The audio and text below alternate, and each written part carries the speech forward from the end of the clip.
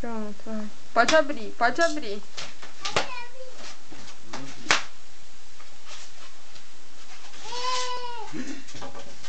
Olha o que tem aqui dentro, gente.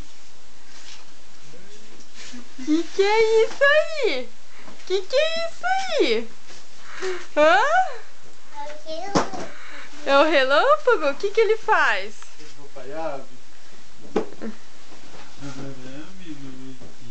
O que esse relâmpago faz, Pique? Lembra que a mamãe falou? Que vovô tinha comprado um relâmpago que fala? Seu relâmpago que fala, filho? É o relâmpago que fala! Olha, Pique, o tamanho! Ele é isso, meu pai tirar aqui. Eu sou mais rápido que rápido. Eu sou o Relâmpago McQueen. Olha, Pique! Você gostou?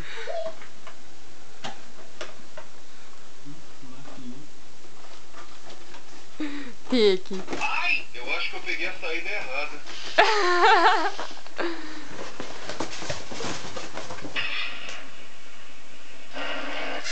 Eu sou mais rápido que rápido. Eu sou o Relâmpago McQueen. Olha a cara dele, gente. Você gostou, Pique? Eu sou mais rápido que rápido.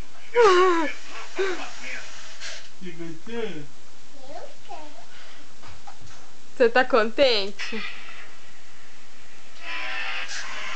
sou mais rápido que rápido. Eu sou o Relâmpago McQueen. Olha, Pique! Tem que programar as outras frases.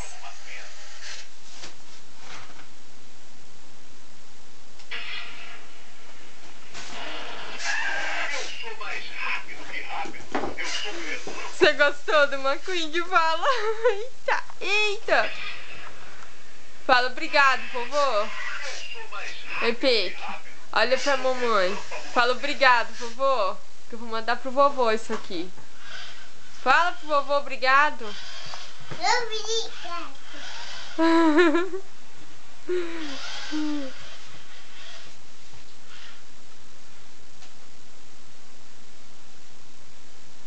Vamos tirar uma foto com o relâmpago?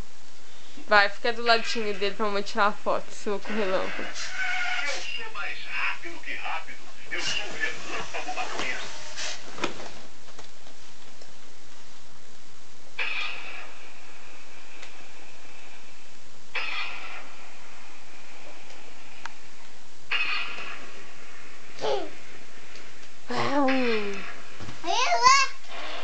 Eu sou mais rápido Eu que aprendi como é que Eu usa. sou o Relâmpago McQueen.